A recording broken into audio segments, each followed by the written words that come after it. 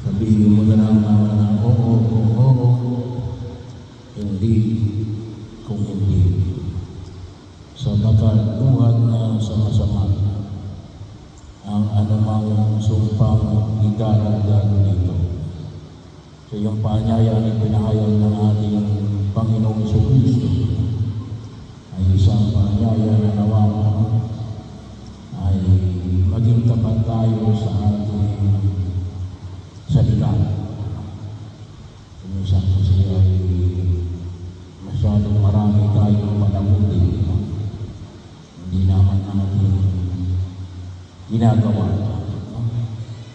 O dahil din siguro sa gusto lang natin na pagbigyan ng ating kausap, kaya tayo ay nangangako, pero wala naman tayong kakayanan na ibigay yung ating ipinangako dahil sa maaaring kakulangan ng ating pagtugon ng pagsilip sa mga bagay na hinaharap natin. Kaya bahagi mo naman sa ating nakita natin. Paanyaya na Jesus na huwag tayong maging katulad na lalong-lalo na. Ano ba kayo? Hindi lamang ng mga politiko. Yung politiko, gano'n. Dahil pala na ako. Makuha lamang ng boto mo. Pero hindi talaga dahil sa gusto nilang ibigay yung kanilang pinangako. Ang talagang gusto nila makuha yung boto mo. Kaya nila pinapamig yun. Pagkandaan nila lamang kung may pagkakataon na maibigay nila yung kanilang pangako. Kaya makikita natin kalimitan ng pangako na hindi natupad ay alin. Dahil maraming dahilan ang hinihigyan ng nangako. Kaya ngayon pa niya yan pinahayag na Jesus na alin. Huwag tayong mangako kung hindi natin kaya. Yun na lamang maaaring siguro sa pagtingin lang para lamang masabi na ipinangako ay baka kung minsan ay magkaroon ng kaganapan, napakalayo pang panahon ay wala. Yan ang tinatawag natin pangako na napako ay ayaw ng Panginoon ng mga pangako na napako. Kinakailangan niya yung kaganapan ng pangako. Sabagkat ang ating Panginoon sa Kristo ay ang kaganapan ng pangako ng Diyos. Kaganapan ng pangako ng Diyos upang ibigay ang kaligtasan sa sangkatauhan. Kaya bahagi yun kung saan nakikita natin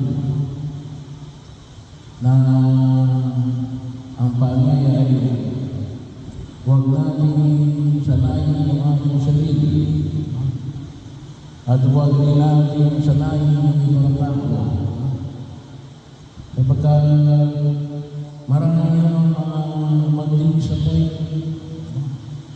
kapag tayo naman hindi naman natin magtupag. Marami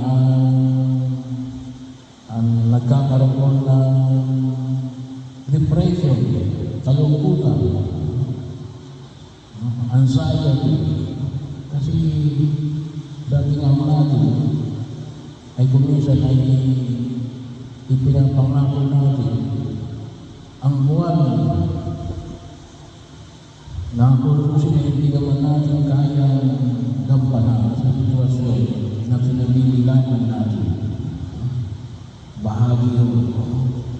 Kinakailangan ng Panginoon kapag tayo ay humarap sa realidad ng buhay. Kinakailangan natin makita yung tunay natin katatayuan. Kasi bahagi yun na very dangerous yun. Yung tayo mamuhay sa isang pamumuhay na ilusyon. Yung wala sa katotohanan. Bahagi yun. Bagamat ko ang ating pananampalataya, isang pananampalataya na masabi natin na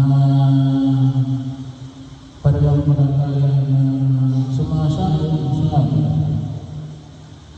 sa posibilidad ng lahat ng bagay. Posible, pero ang tanong ay makakamit ba natin? Ang tawag na natin ngayon ay dapat tingnan natin yung probabilidad.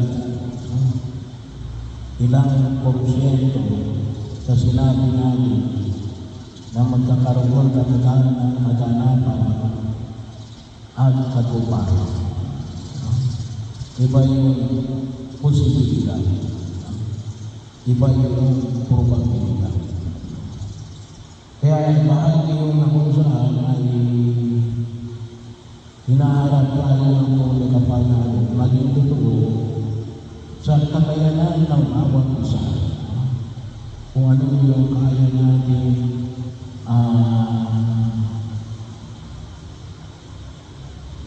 isa katuparan. Pangalawa, bahagi yung ng pagkilos natin ay baka mamaya ay tayo ay nag-iisip ng mga bagay natin na baka akalain natin ay kaya natin manipulahin ang mundo ginagalawa natin.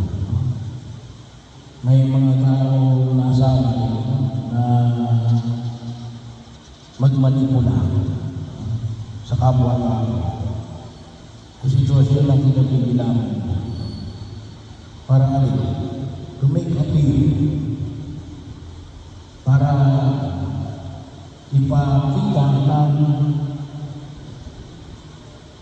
kunyari ito ang nangyari. No? So, bahagi yun. Kaya alam nyo, kung isang yan yung style ng mga scammer. Style ng mga scammer. Ipapakita sa iyo yung mga bagay na ito sila parang hindi pwede pero bibigay sa iyo. Kung minsan, sabihin natin, kikita ka dyan. 5% monthly. Ay, hindi naman totoo yun. No? Kasi bahagi yun, pwede siguro mga 5 to 10% pinakamataas na. No? Pero yung pangangako mong monthly, no? Ay mahirap lang kami yun. Parang sinasabi mo na parang may galing mo pa ng kayamanan. Kasi hindi mo kayang kitain mo na sa totoong pamumuhay. Sa realidad ng buhay na ginagalawa. Kaya kung minsan, kung nakita natin ano yung hinahantungan mo? No? Scam, no? Naloko ka. Bakit? Kasi naniwala ka doon sa pangako na beyond the possibility na makamit ng tao sang-ayon sa normal na pagkilos ng bangko sa mundo na ito. Pwede nga ibigay sa'yo ngayong buwan na ito, 2 o 3. Pero pagkatapos noon, wala na. Kukunin na yung buong ibinigay na investment. Wala kang habol na investment. In general, ano nangyari? Na-scam ka. Na-scam ka. Kaya din po kuminsan, gano'n din, yung mga ibinibenta sa mga